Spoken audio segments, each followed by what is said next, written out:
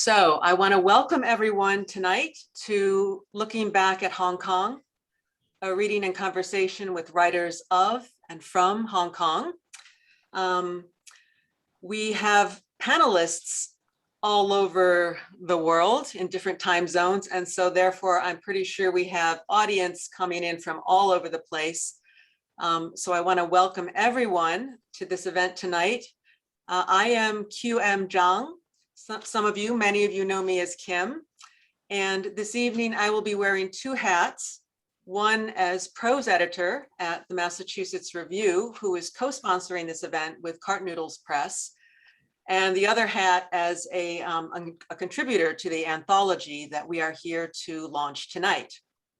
And before we do so, I do want to just say a few quick thank yous. Thank you to the Mass Review folks, Jim Hicks, Eddie Clifford, and Emily Wojcik for making this event possible. And also I want to say a huge thank you to Nicolette Wong for really being the creative force behind this book that brings us all together tonight.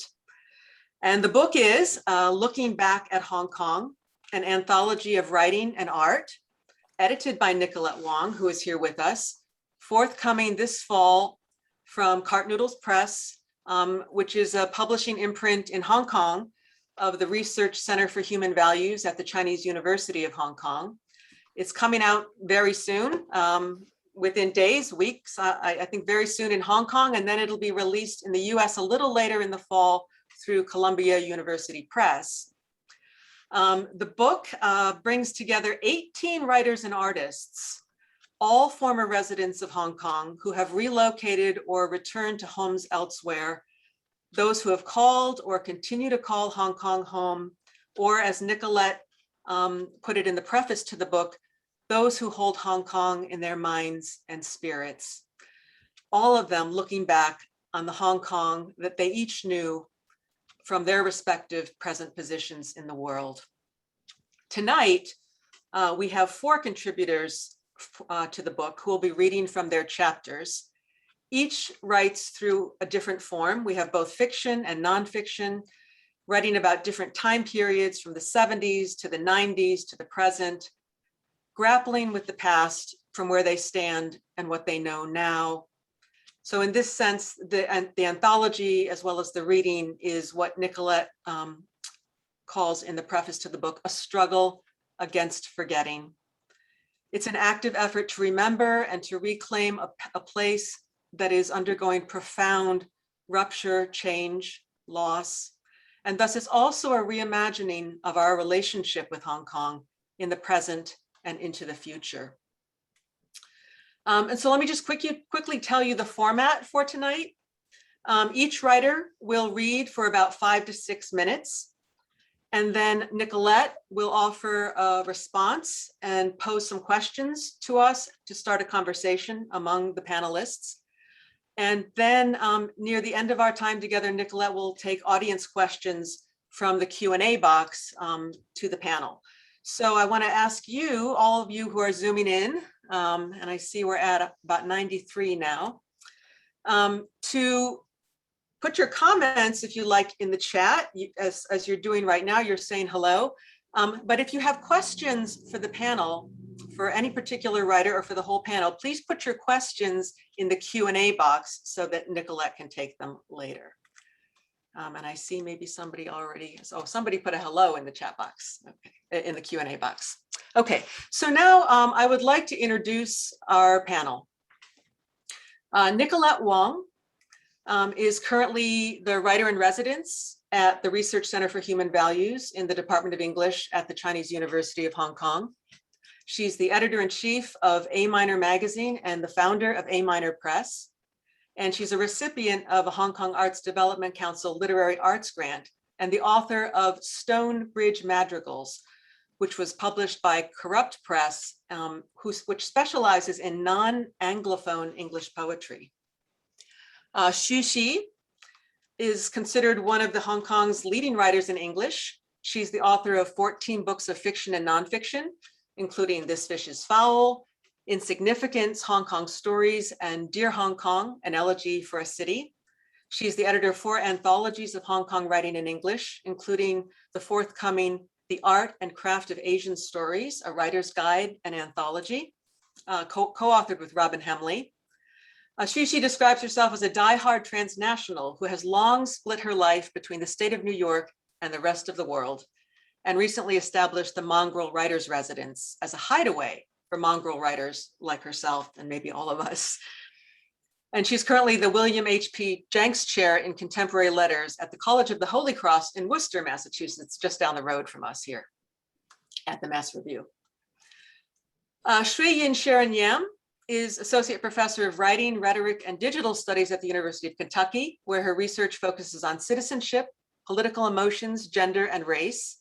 Her award-winning book, Inconvenient Strangers, Transnational Subjects and the Politics of Citizenship, examines how three transnational groups in Hong Kong, mainland Chinese maternal tourists, Southeast Asian migrant domestic workers, and South Asian permanent residents engage with the existing citizenry and gain recognition through their personal narratives. Her public writing can be found on Hong Kong Free Press, Hong Kong Protesting, Foreign Policy, Lausan, the Asia Dialogue, and Made in China Journal. Yeung Chak Yan was born and raised in Hong Kong. She holds an MA in creative writing from Bath Spa University and a PhD in linguistics from City U of Hong Kong.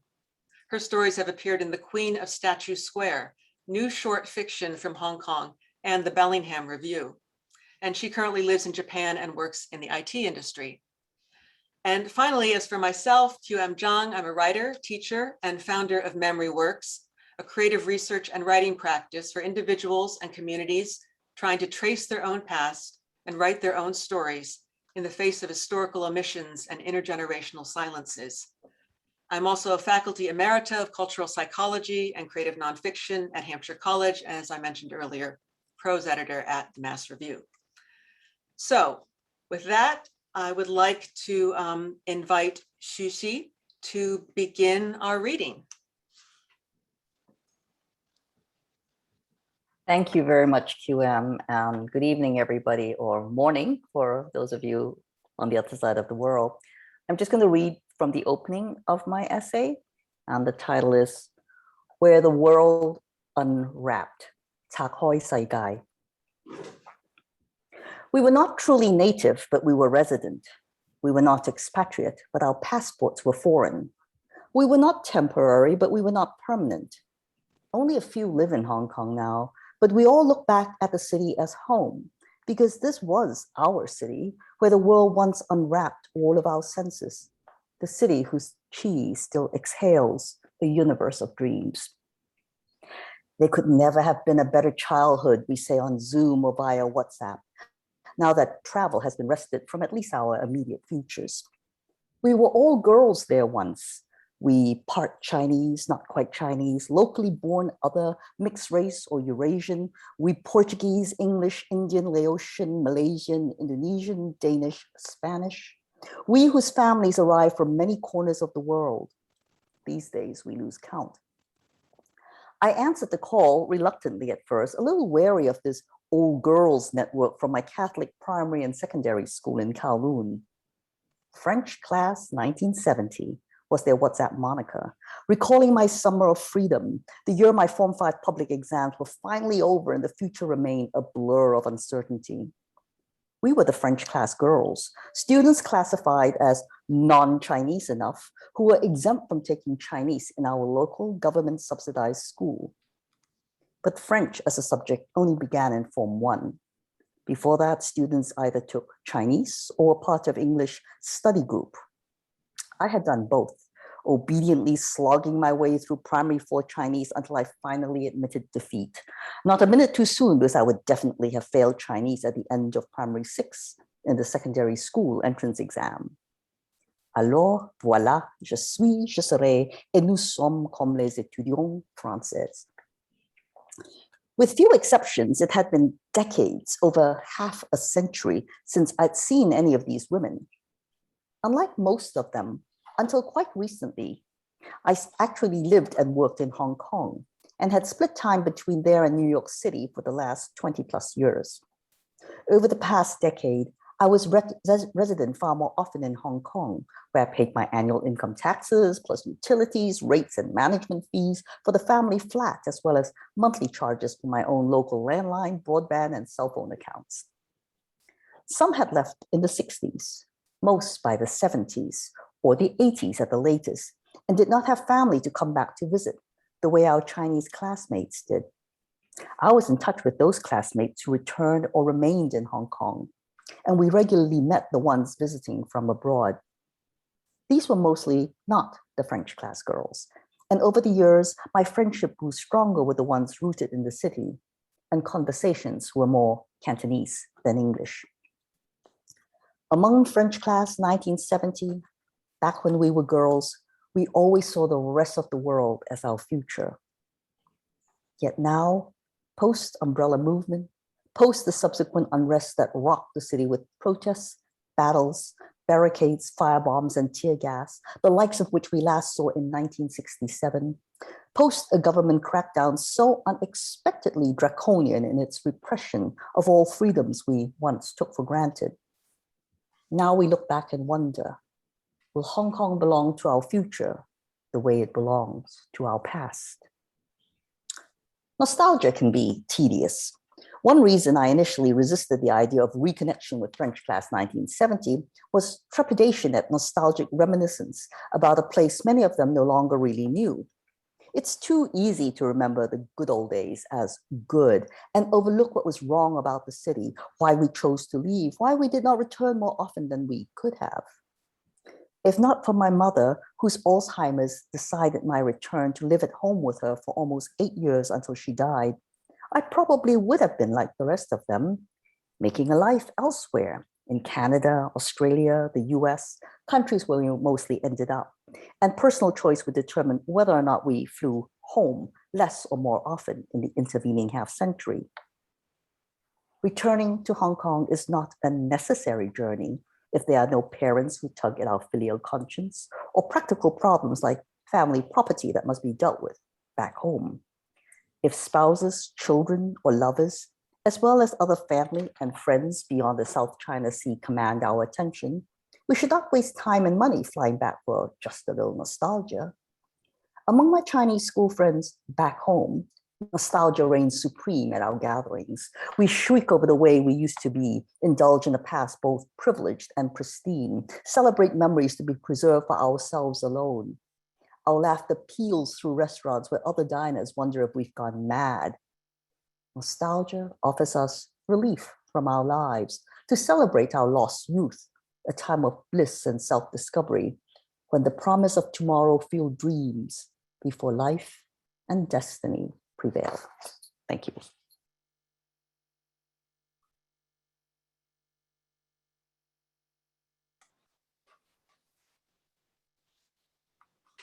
Thank you, Shishi. I think we're going to go with Sharon next.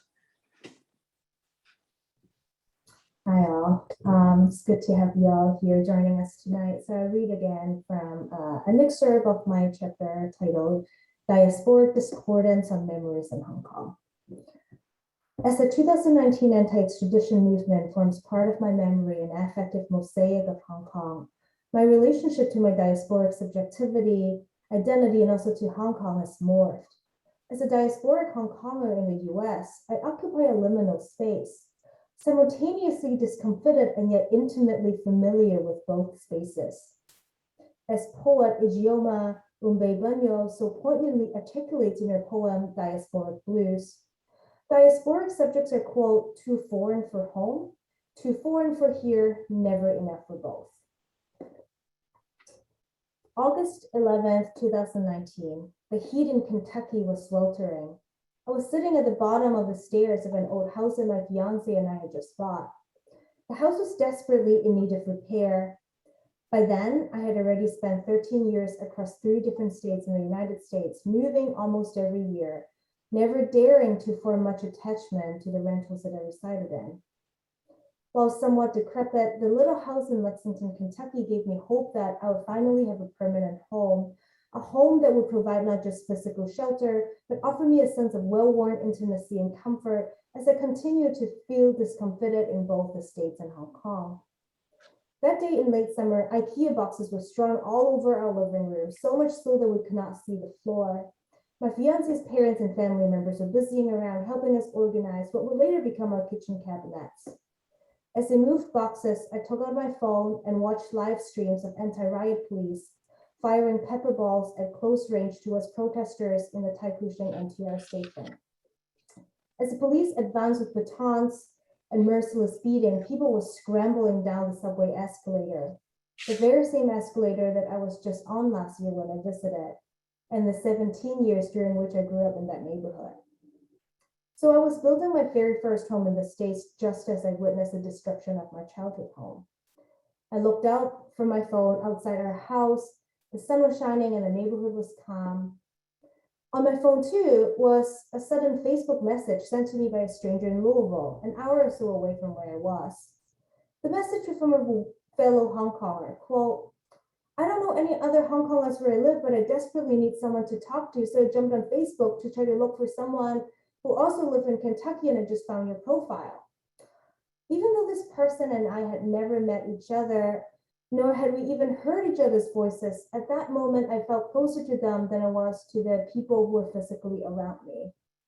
Amidst state violence, we forged emotional intimacy and connection, not through physical proximity, but through mutual understanding of how the inarticulable trauma feels in our bodies.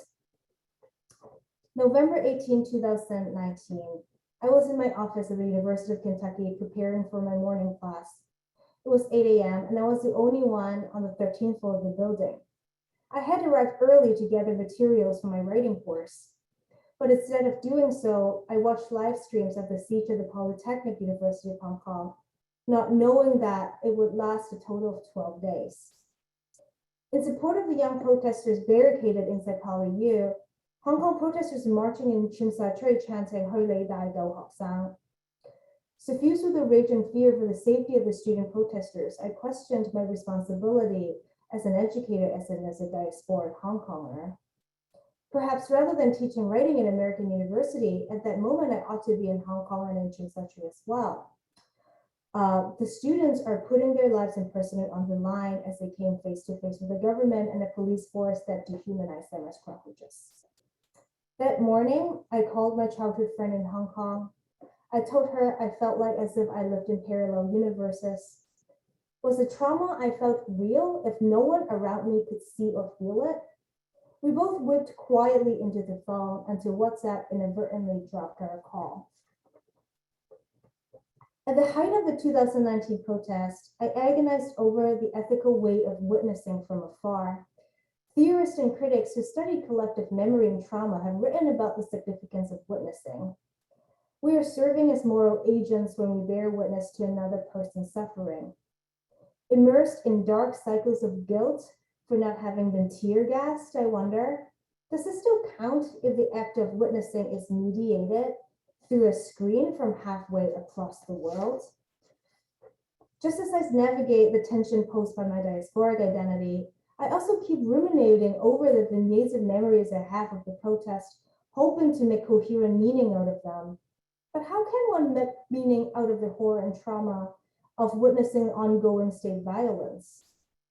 In my mind, I repeatedly revisit these moments from last year when frontline protesters engaged in weekly clashes against anti-riot police and rectors. From a distance and from a privileged position of being in the ivory tower in the US, I felt that I must be able to reflect on this horror and arrive at something profound, something hopeful or uplifting perhaps. But time and again, I am at a loss. All I have are infinite loops of imperfect memories. Thank you.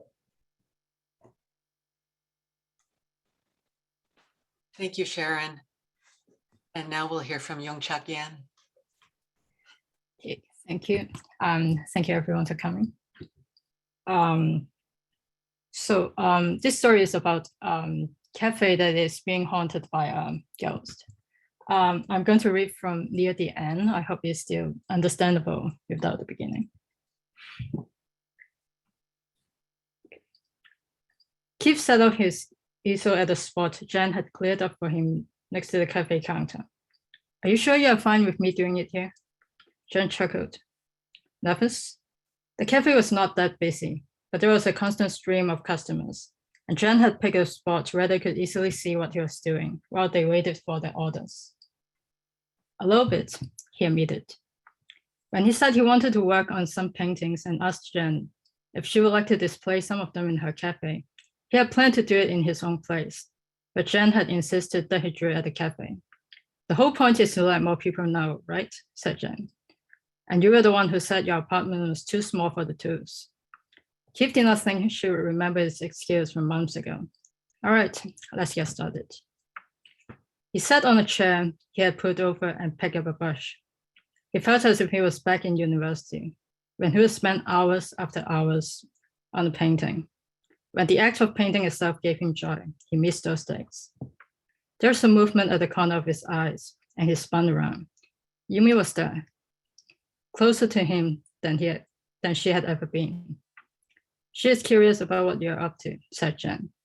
Great, he said. He was not sure if he meant it to be sarcastic or not. He turned back to the canvas and dipped the brush into the yellow paint. This was nerve-wracking, and there were not even any customers in the cafe yet. Once he started to draw, though, he began to calm down, as he always did. The main problem, he realized, was not that he was nervous about his skills, and he was not worried about not being able to speak Japanese. Zhang had agreed to translate for him if any customers had questions about what he was doing. The problem was not even Yumi, who was still standing so close behind him that he could feel an eerie coldness radiating from her. No, the problem was what he was drawing and what he was digging up in order to draw. He had never painted Hong Kong before. He had never thought there was anything worth painting, never mind putting it out there and showing the world. Now, it was as if nothing else mattered. Yumi shifted behind him. That's right, she could read thoughts. The longer she spent around someone, the stronger her connection with that person was. Keith thought he would be scared. He probably should be, but he found himself welcoming it. Here, under the clear blue sky in Japan, where everything seems so bright and peaceful, he yearned for someone to understand what was going on in his city. Then again, he had left his home behind long ago and could not bring himself to regret it, even now, especially now. Who was he to ask for sympathy? He did it every Saturday, and when the pandemic started and he was allowed to work from home, he began to spend even more time at Zhang's cafe. With her permission, he brought his laptop with him and practically made the cafe his workplace. It was better than spending the whole day alone in his small apartment, and he could work on his paintings once he finished his work.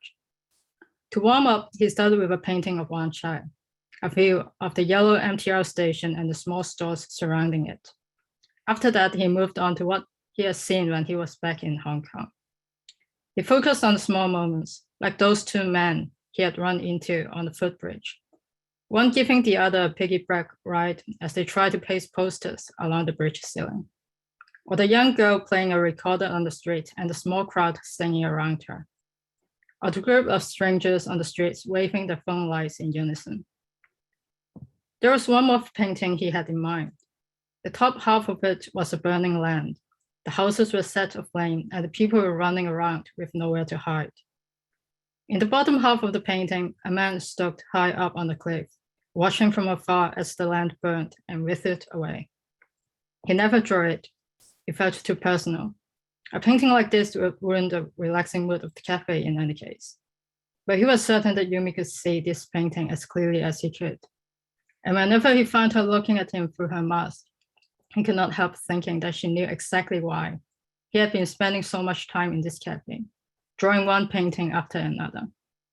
Maybe she, too, was hoping that by preserving what memories she had left of where she came from, she could soothe some of the guilt that never seemed to go away. Thank you. Thank you, Chak Yan.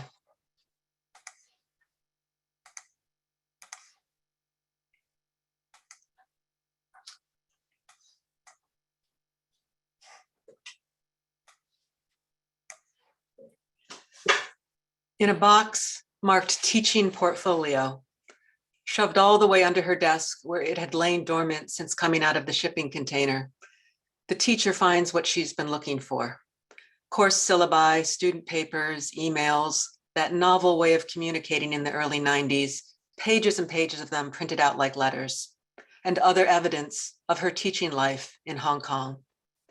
Evidence of not merely what she and her students and fellow teachers did, but of what they wanted to do and what they believed they were doing. When she opens the box and begins to flip through the papers, a current of preserved air is released, the smell of the past as it comes in contact with the present, and the flooding begins.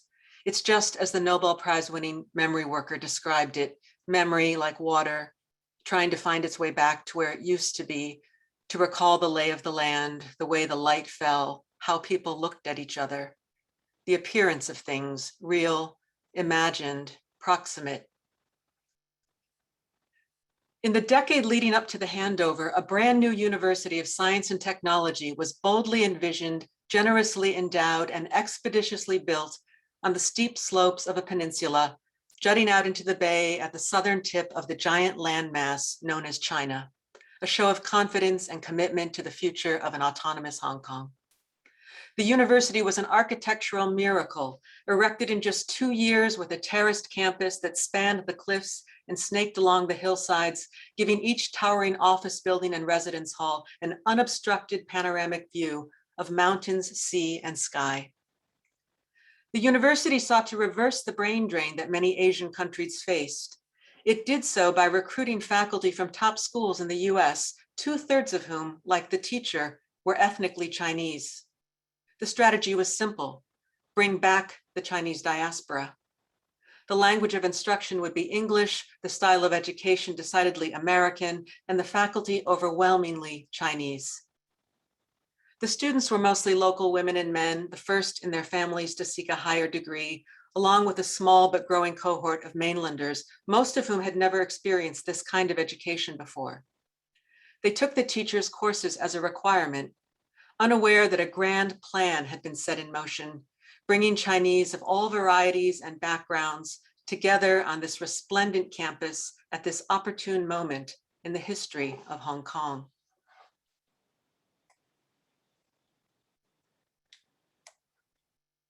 The teacher was hired to teach a course with the words political and psychology in the title. She told her students that they would not focus on well-known public figures, but on their own lives and experiences, from their political socialization to their participation in the life of their communities. They started with the psychology of groups. This was really delighting to me, since I thought a group was just a collection of individuals, but no, it makes me keep myself awake when I'm in a group.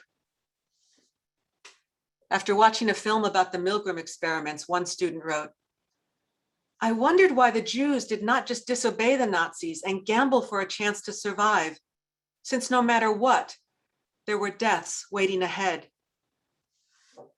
She sent them out in groups to interview their teachers about their educational philosophies, and they quickly uncovered a fundamental conflict. The reality found inside the university does not fit well with the expectations of the teaching staff.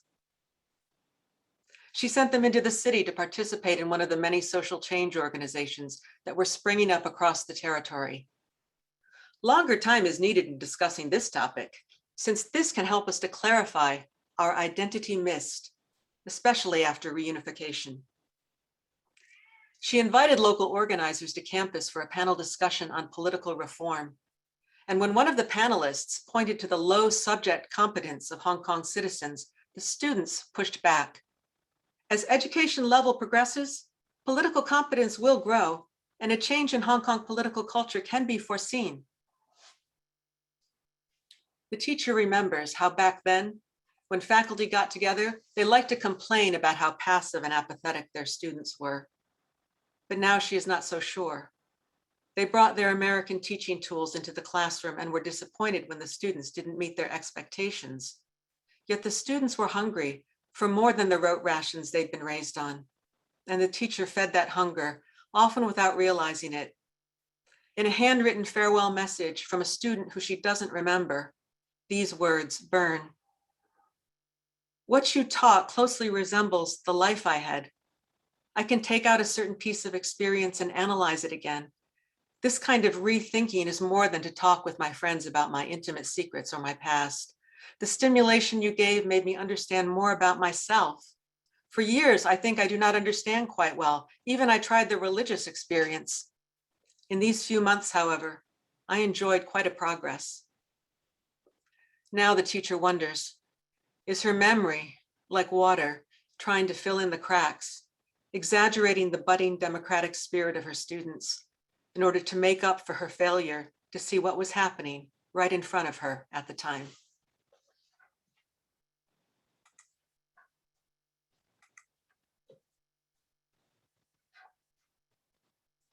And now we're going to turn it over to Nicolette. Okay, thank you.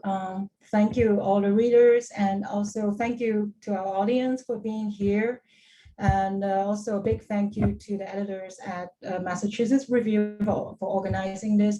I'm actually really pleased to be talking about this book with an audience who comes from around the world, because it's in line with my idea of producing this anthology that features the work of writers who used to live in Hong Kong but have moved away. Because I feel like at this point in time, it's very important for us to create an opening where we can get different perspectives on Hong Kong, not just like, from here, but from a distance and also from a transnational perspective. Because I feel like, especially for those of us who still live here, we have been really, preoccupied with, our own questions and issues. And also when people, our friends around the world, when they think about Hong Kong at this point in time, we are very caught up in maybe a particular set of questions and issues, surrounding the city, that we might have forgotten a lot of things about, what Hong Kong has been, not just, in the past couple of years or in recent years, but what Hong Kong has always been in the past decades. So, and at the beginning, I actually didn't have any expectations about what kind of content or themes or perspectives we were going to get for this book. And I'm very pleasantly surprised at how the book has turned out. And I think some of our other contributors are here in the audience. And I'm also really tremendously grateful to have the 4 pieces by our panelists today in the book, because for me, they pose some very important questions about what it means to be a person from Hong Kong, of Hong Kong, or in Hong Kong at different points in time. And I have to say, the reflections and emotions that are, explored in these pieces, they really mean something to me as a reader. For example, like with, Susie and Kim's essays, they really bring me back to a lot of, like my own memories of Hong Kong and certain aspects of our city that actually have slipped my mind in recent times, even though I've lived here like pretty consistently over the past years. Mainly the way, identity was very much an in-between thing, like in Susie's recollections of Hong Kong in the 70s, or, just in the earlier decades. When we talked about like, Hong Kong people, we have the locals, foreign locals, people who are a mix of everything. And despite a lot of the contention and disagreements that might exist between different people, and, and they just went on, in my own memories of, the 80s and 90s, I think people in general were more accepting of this sort of like in-between state that a lot of us exist in. And because, like that was a time when there was not a clear-cut answer to who we were supposed to be as Hong Kong people. And how should we relate to this identity? Actually, where do we belong? Who do we belong to? And I think a lot of us did not want to have that clear-cut answer, because we were actually quite attached to that ambiguity and in between us. And like I, said to Kim and everyone, actually, I think we were maybe a little bit blindsided by our own attachments to this, like in between us. We were kind of maybe thinking, we could just exist like this, and we could just go on, and well, and then things happen. So, but when when I think about like these two essays from Susie and Kim, I was so deeply struck by how we used to seem to have this kind of openness, and it's been lost. A lot of it has been lost over the past years, because especially now when a lot of Hong Kong people or people who have made Hong Kong their home are leaving. So when we ask ourselves these same questions, like what does it mean to be a Hong Konger in whatever capacity, there's just so much at stake, and there's so much contention surrounding these questions. Like sometimes it almost feels like the room for us to be open to different interpretations and possibilities has been diminishing. And like Sharon and Chak Yan, they address these questions in their pieces. So you are a person from Hong Kong and you have left. And when you look back on this city and you look at where you are now, it's like being really caught up between like conflicting realities, and it's quite easy, I think, for people to fall into that trap of thinking, like, but you're not here anymore. You don't know what's going on here. And I think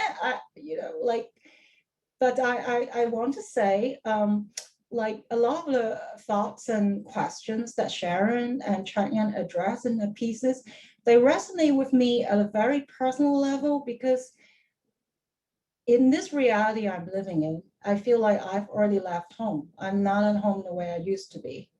And the distance between their position and my position, at some level, I feel has diminished. Like we live in different realities in a way, but emotionally, maybe it's not really that different. And any one of us could be in that position where we really are away from home. It can happen anytime. So I feel like it's very important to talk about these questions at this point in time. So it's just, I just want to share, my thoughts on these pieces and what they mean to me as a reader, and also as the editor of this book. So my question for the, like what I would like to hear from the panelists is really this act of looking back.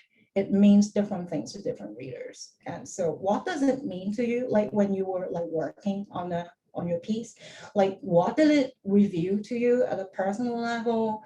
And what does it mean to you now? Like in what ways does it shape your perspective on Hong Kong, or your relationship with Hong Kong, or writing about Hong Kong now? Because writing about Hong Kong at this moment is it can be a little bit of a difficult issue. So yeah, and yeah, so maybe we'll start with Susie first, because you you have had the longest relationship with the city among us. Yes, I have.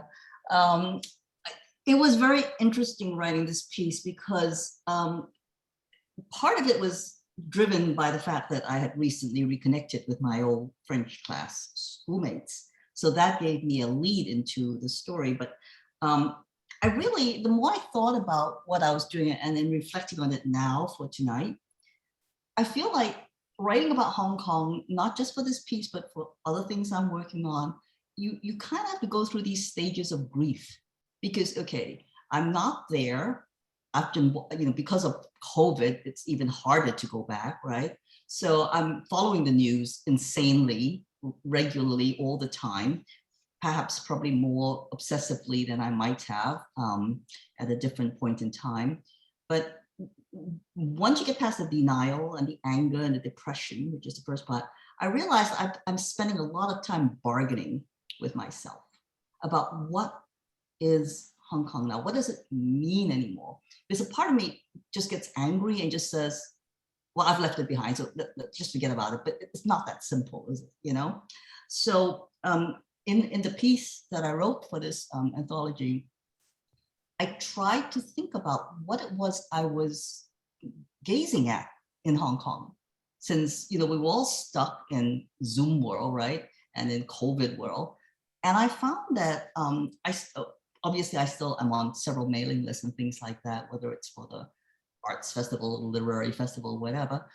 I found myself wanting to see the art I wanted to hear the music. I wanted to look at the paintings. I wanted to see the photography. I wanted to know what the heck was happening with, M+, because I had seen it from its inception. And I've been waiting like everybody else for it to be finally finished. So I decided I pulled out photographs that I'd taken of the city before I left, of these various things that struck me, to try to articulate how it feels when I think about where the city is headed.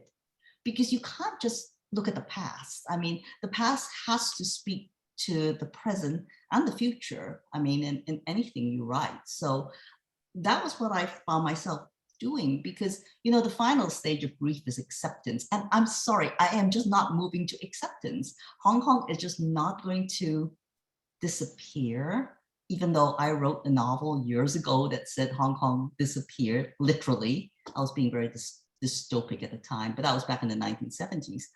I don't want it to, but I don't think it will. And I do think that it's finding its footing somehow with all the changes that are going on. And I can't say I'm wildly optimistic, but I'm looking for a way to speak about something other than, well, we used to be like this and wasn't that better? Because no, it's like I said, nostalgia is just tedious after a while. You have to say, well, what is it doing right now? So, I mean, I followed all the news when M+ was opened, and I'm still waiting to go back so that I can go see it myself, because I grew up in a city which had no museum, no art museum. I had to see art by going to Europe, and the city has a modern art museum today, an amazing modern art museum with, I understand, quite an incredible collection. So, I mean, it's like, okay, that's something I can hold on to and write about and think about. So that's sort of how I was responding to it. And that's why I wrote what I did, and I talked about not just art and music and all that, but also like doctors and dentists in Hong Kong, because I was comparing it to what I was dealing with in America.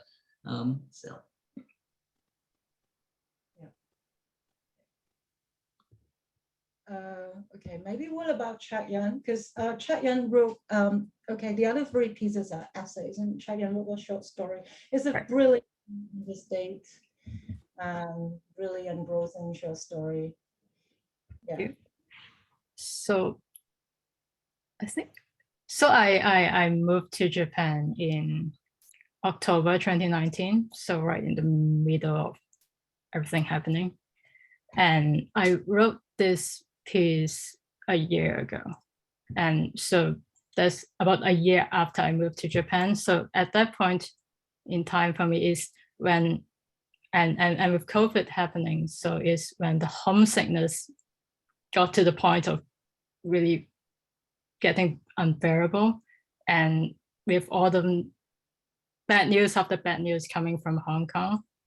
And then Nicolette contacted me about this project, and I was actually really thankful about it, because this is for me, when I heard about this project, I knew this is going to be a story set in Japan. And it's going to be a story because for me, a story is a way for me to pull out all these thoughts and memories and emotions in my mind and give them some kind of shape. And I need that. And at that point in time, I really need that to get all these thoughts out and try to understand what's going on. Where there's and in the end, after I finished writing that piece, it's almost therapeutic in a way. Like, okay, I got all these emotions out, I give them a form. But while I was writing it, I felt terrible. It's like I'm forcing myself to face all this guilt and to dig up all these memories of what's going on in 2019 and put them out there, showing it to the world. And at the end of it, I said, okay, I actually felt better afterwards. But yeah, for me is and you asked what's the relationship of writing about Hong Kong, and my connection with the city is from the very beginning. It's always been my way of exploring what Hong Kong means to me. So before 2019, my writing is always about what my identity is. So what kind of trying to make sense of this, as everyone's been saying, this in-betweenness of, is this an identity, or, is it all right to not really quite know who I am? So that's before 2019. That's usually what my stories are about. And after 2019 is what we got here now. So, and in a way for me, this, I guess this vanishing sense of in-betweenness, actually, for me, I like it. It's like, for the first time, I know who I am. And yes, it's terrible when I think about these memories and guilt and try to write about it, but it's also, for the first time, I have a clear sense of, okay, this is who I am. This is my relationship with the city, and it's terrible, but yeah, I am a Hong Konger, and so yeah, that's kind of how this story comes to be. Yeah, and maybe Sharon, because Sharon touches on some of, like some similar emotions and themes in her essay. Yeah, so I started writing as a columnist for Hong Kong Free Press about right around when the coronavirus rolls around, after spending 2019 again watching from afar. So I think I struggled with a few feelings. One is a sense of survivor's guilt. I remember seeing a meme on Instagram that said, if you're a Hong Konger, that means that you should have eaten udon, you should have eaten, like, turtle jelly, and you should also have eaten tear gas. And at that moment when I saw it, I was like, oh, I'm not a Hong Kong because I have not been tear gassed in Hong Kong. And around the same time, when I was also doing the public writing, I started feeling like, have I earned a place to speak?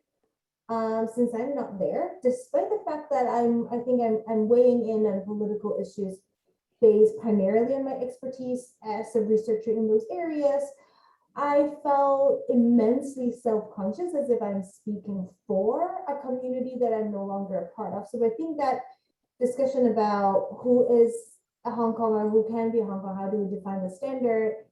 There is a before and after 2019 that Chak Yan was saying. And also around the time I talked to somebody regarding this sense of survivor's guilt. I talked to someone who is a diasporic Hong Konger in Germany, and she said, I feel so guilty because I've only been tear gassed once, right before I hopped back on a plane. And also I was tear gassed by the good stuff before the police started using the expired mainland Chinese import tear gas. And so at that moment, I realized that the guilt, that loop of survivor's guilt, is in fact a trap, because we were not the perpetrators of any of these injustices, but yet we are the ones who are carrying the emotional burden and secondary trauma. But realizing that, I don't think necessarily helped me get out of that loop any sooner. So my constant question is always that, and I think still is, what is our ethical obligation as someone who feel that we belong to the community, and it's also as somebody who wants to believe that we can stand up against injustices, but because of this physical distance, because of the pandemic, what else can we do, and what is our, despite limitations, what are our ongoing ethical obligations to the place and to the people? And I think that my answers to that kind of ebb and flow, and there's some moments when I felt also that, can I just live my life like I'm still Hongkonger, but can I just live my life as if I would always have that Hong Kong part in me, but to what extent do we have to dedicate our energy and time, and is there a limit? Because I think often after 2019, I often have this feeling that, oh, I'm just a part of a tool to further promote the movement and the values of the movement have upheld, but I also at the same time I think wonder about sustainability of each of us and of our collective sense of well-being. Yes, but I have to say the questions like that you just mentioned, you know, I think about the same questions. Can I just live my life? And how much can I give to this and to myself? And, you know, how much gap, you know, should I, you know, like allow like in between this reality and my reality? And actually, what is my reality? And a lot of the time, I don't really know anymore. It's a question. Yeah, can I just live my life? How much do I have to do? Have I done enough? Have I not done enough? And what am I gonna do for this home that exists in my memory? And it's a question that and this question changes every day. It's like last week, you know, you had a set of thoughts about it. And then this week, the question has changed. It's taken on a different dimension, a different shade, and it's the reality has changed again. So it's like every week we have to look at it in a new light. So, but I just like, yeah, I just like want to emphasize it's really I mean, you occupy a particular, you know, position where you feel these emotions as someone who is physically away, and I feel maybe similar emotions as someone who feels detached from this reality and also feels very lonely, you know, because of that. So there's really, I think, a lot more in common between, you know, different people in this scenario. Yeah. And but yeah, so I think it's important for us to I don't know, maybe try a little bit harder to understand one another as well at this point. And what about Kim?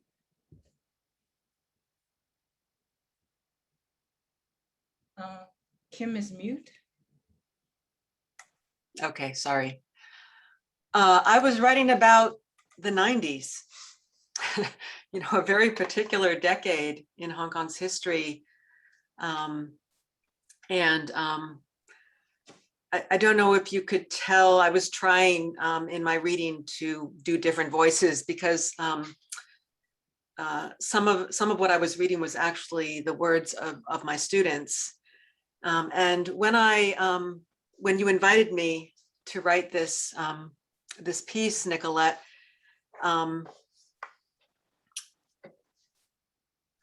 I literally went under my desk and dug out a box that I had carried back with me from Hong Kong that I had not opened in 20 years.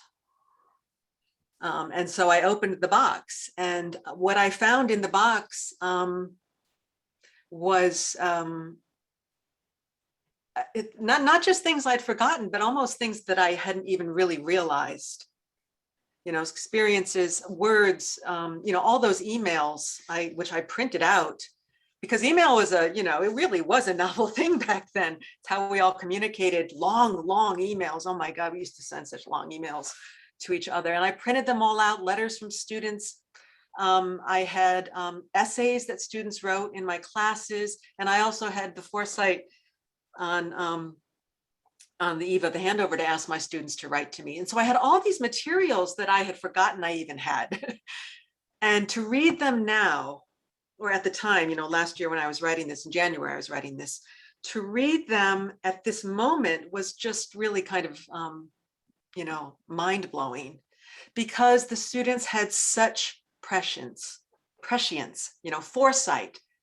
And the language they used to talk about the future, like the word identity missed. You know, they talked about their identity missed at that time. They used the word reunification, you know, to talk about the handover. And they were just so far-sighted. And it was kind of a strange experience for me, because I feel like at the time, I couldn't have seen it, because standing in the 90s at that time was so different than standing in this moment now and reading the students' words. But there were so many things that they said.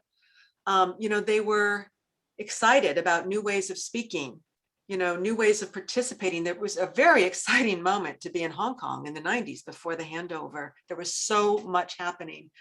But the students also expressed really complicated ideas. Like, on the one hand, they would say they talk about welcoming reunification, the end of colonialism, the end of humiliation, and then in the same voice, worrying about self-censorship, worrying about the distortion of truth, worrying about what the radical acts of a few might lead the government to do. There were things, just as I was reading them, I couldn't believe I hadn't heard them, at the time. And there were two lines in particular that were just really, kind of really difficult to read. And I wanted to just read them now. One student wrote, "I wish that we can still see opposing phrases on the street." This is 1990s. And another student wrote, "I wish that no one will ever again have to speak against their own heart." 1990s.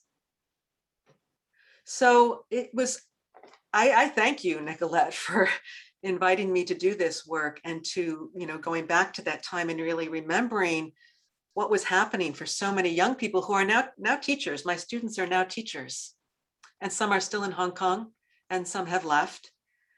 But I feel very privileged to have been part of a moment in the history of Hong Kong that needs to be read against this moment that we're in now.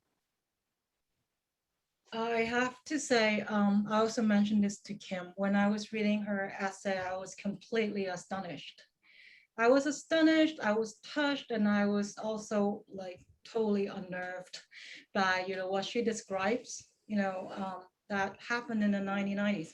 At the time I was a kid, I was already going to school, and I was asked the exact same questions that, your students were asked, like, what does it mean to be Chinese? Do you think of yourself as Chinese, or a Chinese person, or a Hong Kong person? In different phrasings, because I was like younger, I wasn't in university, and it was an extremely confusing time. And I think that kind of questioning was already happening among like young people, like from different age groups. And of course, like when it was happening to me, those questions were posed to be by someone, like by my Chinese teacher, who had a particular agenda. So that was a different kind of conversation. So when all these years later, I was reading this essay, and I was like, wow. So there was a time when we had these university students who did have an inkling of what was going on and what was going to happen. And yet they try to stay hopeful and optimistic and idealistic. And they had this debate about the values on which a future Hong Kong should be based. Yes. To look back on this conversation after all these years, and to think where we were once and what was on our minds at that point, and then compared to now, it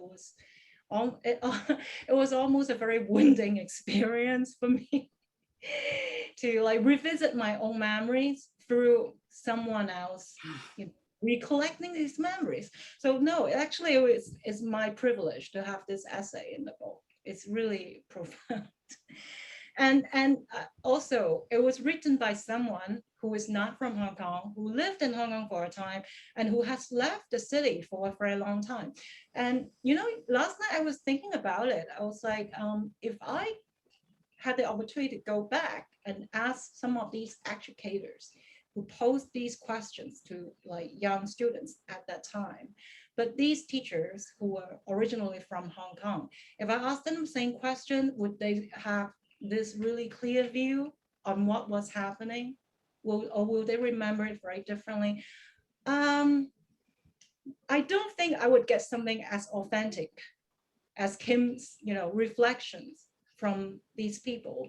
So again, that's why it's important to like look at what has happened to the city from other perspectives than just ours. So this is something that that is very rewarding for me, you know, when I was working on this book. And it's, we have 18 authors, and really, I think everyone's work is very different. So it's really marvelous how it's turned out. I'm very grateful for everyone's work.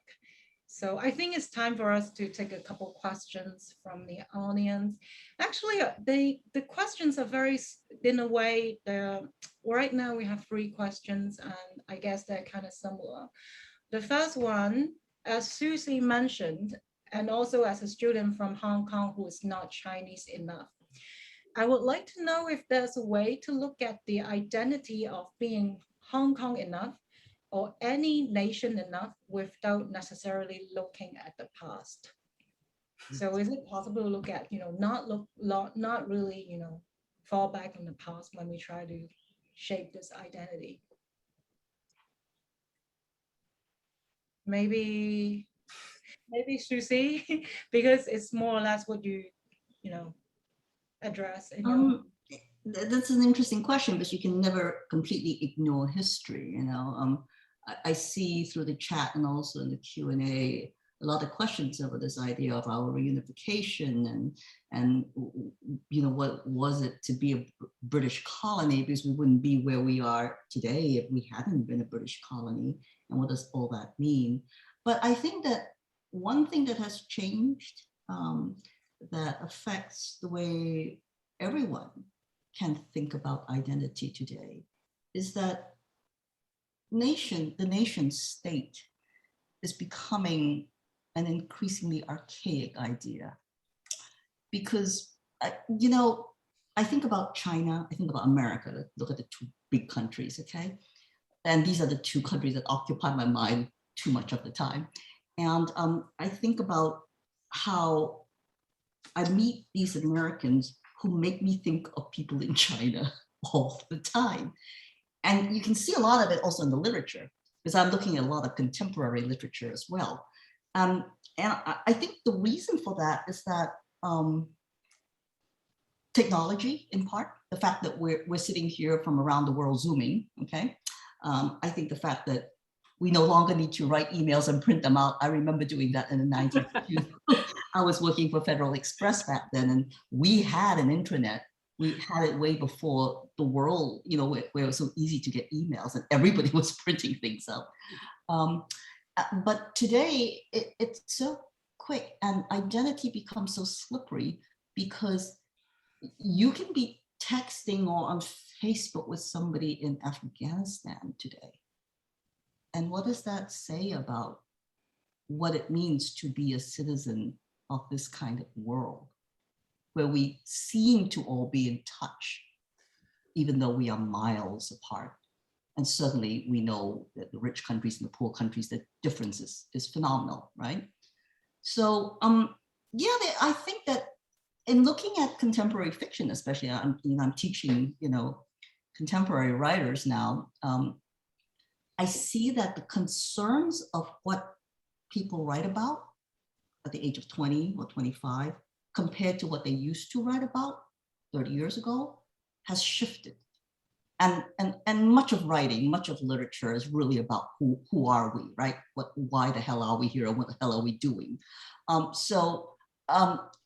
In terms of trying to speak about what are we, who are we, the present is so overwhelmingly large that we can draw from a lot of different strands, including history if we want or not, and try to construct something. And I increasingly think that's what's happening to us. You know, Ishiguro's latest novel is about artificial intelligence, and we are really brought inside the mind of a robot in a way that is profound.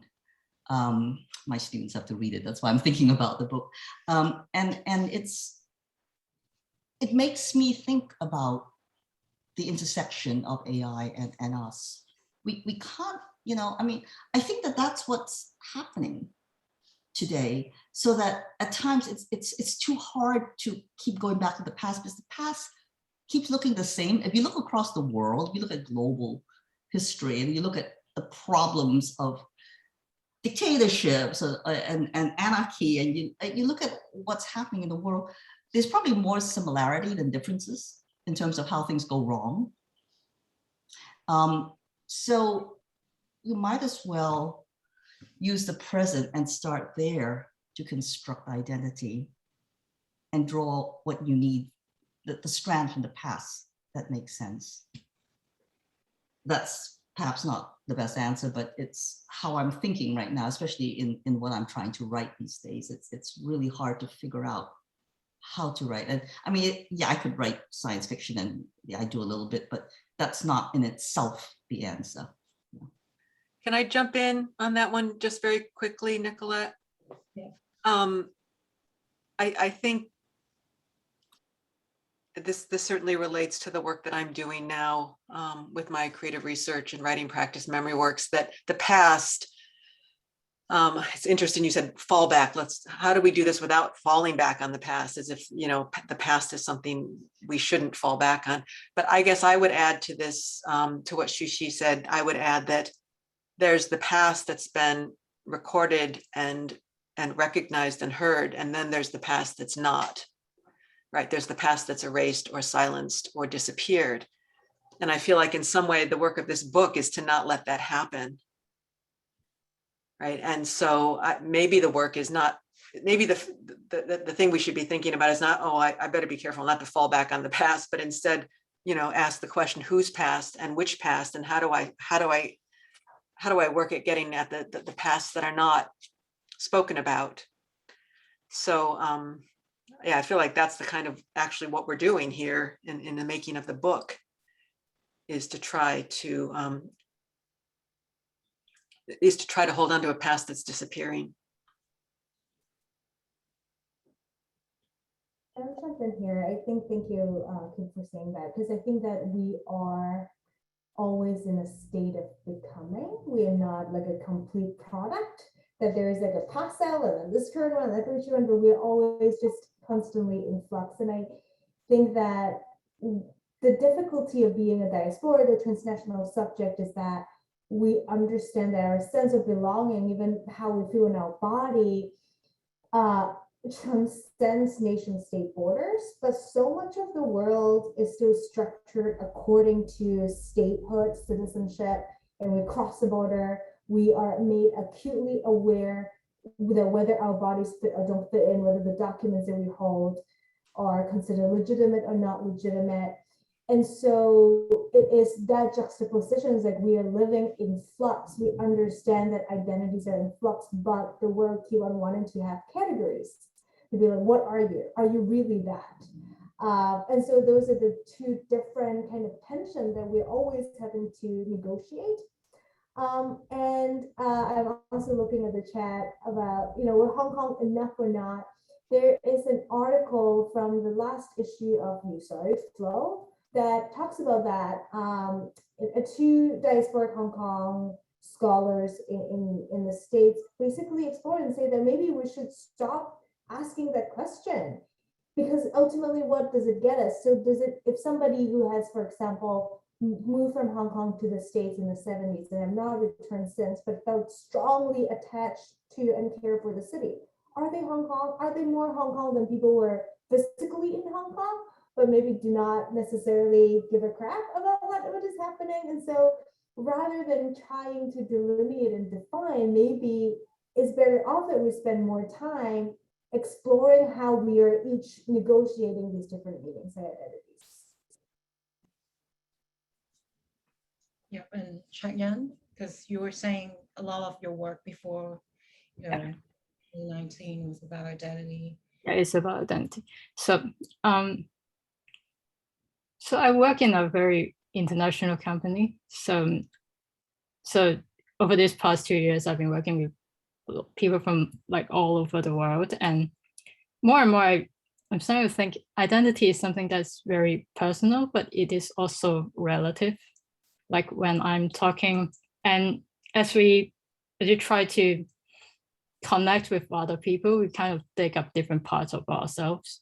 Like when I'm talking with my colleagues from all over Asia, from Thailand, from Taiwan, from, Vietnam, and other people from Iran, for example. And I tend to, I draw upon 2019, or all these memories of protests and, our relationship with our government and all these histories, all these memories about what recently happened in Hong Kong. And I use this to connect with them. And for my other colleagues, like those from the US, those from Europe, and I found myself just drawing from other part of myself, the before 2019 part of myself, the kind of in-betweenness where, as women from Hong Kong, we can be like water, we can be anything. And I found myself drawing on that part of myself and connect with them. So, and perhaps when I talk to my friends from Hong Kong who's, directly involved in things, and I sometimes feel, maybe I'm not Hong Kong enough, I'm away, I'm in Japan. So in the end, maybe like Sharon said, maybe we should just stop thinking about it and just accept that that's the way it is. and or be comfortable about that. That's just how identity is changing all the time, and just be comfortable with, okay, that's who I am. It is how it is for me too, and a lot of people around me. Like, what is Hong Kong enough? I don't know. Yeah. Okay. So do we have time for another question, or are we gonna wrap up? Maybe we can take one more. Basically, someone in the audience is saying, there's this struggle to reconcile, the past of Hong Kong when, we had the glory days, which were, it was the result of, Hong Kong being a colony. And now we are suffering another kind of oppression because, the handover. So how do we leave one form of, oppression for another? How do we think about this? It's the, what the audience member would like to ask you. So it's a very broad question. How do we think about how do we reconcile the glory days of the past and now when we are just living another type of oppression? Mind addressing some of that, because this idea that under the British it was the glory days has always been, to me, a little puzzling, because I lived through colonization.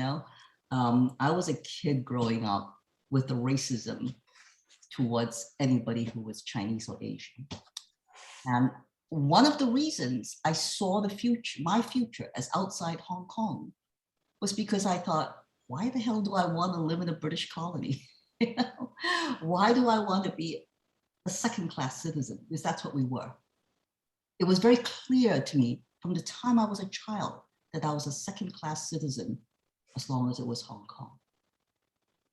But then we got to the handover, right? The 90s, as QM wrote about, was an amazing decade. I was living and working in Hong Kong at the time. And then we moved to a new kind of, it wasn't a colonization, but okay, we became a special administrative region.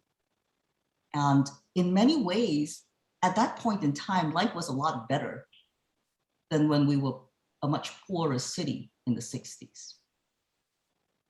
But it was just kind of like trading one kind of subjugation for another, or you can say it was just trading our constant condition. We have never been anything but ruled by someone else.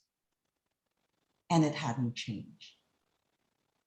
I didn't see the handover at the time as a huge surprise that things would become more Chinese, because, well, obviously they would, you know? And I also wasn't surprised that there was a kind of anti-Western bias for a while, you know, after the 90s. Why not? It was time to get rid of these white people who had, you know, downtrodden the locals, right? But it just meant trading one kind of elite for another. It went from the British elite to the Cantonese elite. I wasn't Cantonese, so I was like out of it either way. You know, that's the thing. Hong Kong has always been in this in-between state of not being a nation state. And I think if you can accept that that's who we are, then that's part of what Hong Kong really is. We're not a nation state, but we're still people. We have a culture, we have language, we have art, we have literature, we have music, you know, we have all kinds of things. We certainly have an economy. We have food. It doesn't stop us from being a people. And I think that's the important thing.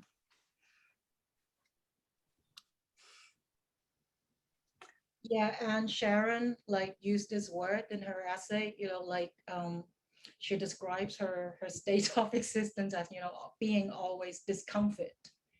And I think it's the essential state of being a Hong Kong person. It was the case when I was growing up, before the handover. It has been the case after the handover. And now in this like changed reality that we're still trying to grasp, you know, from one day to the next, I feel exactly the same. I feel discomfort. And the difference is maybe there was a time when we were more shocked about being in this like, you know, this sort of like, you know, discomfort. But now we're starting to think, well, you know, this is something we have to deal with. So we're gonna try to have to, you know, be on top of it and carry on with what we do. And yeah, and who knows, like, how this question is gonna manifest next week or next month. Things are really changing very fast here. So yeah. So I think we are out of time, and that was a really good place to end. Xu with those larger thoughts, really wonderful way of bringing us to some closure. And I just want to thank all of the panelists for participating. Xu, Yeung Chak Yan, Sharon, and of course Nicolette for making this possible, for bringing all the, I wish we could have all 18 folks together somewhere at some time, but we'll see. But thank you so much for inviting all of us to be a part of this. And thanks to everyone who zoomed in from everywhere and all of your questions and comments. And this event has been recorded, and the recording will become available later through the Mass Review. I'm not sure whether we're going to send it out. It'll be up on the website, but if you registered for the event, you will be informed about how to get hold of the recording. And even those who didn't come then can listen in. Thank you everyone for being with us tonight. And it really shows it's possible virtually to have this kind of really authentic sharing and conversation. So thanks everyone. Thank you.